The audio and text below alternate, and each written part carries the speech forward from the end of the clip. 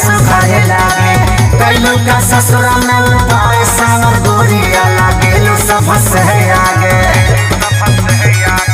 कौन दवाई खैली हो पहले से गैलू चिकना सावर गोरिया सूरतिया सुखाए लागे कैलू का ससुर में उपाय सावर गोरिया लागेलू सब से आगे।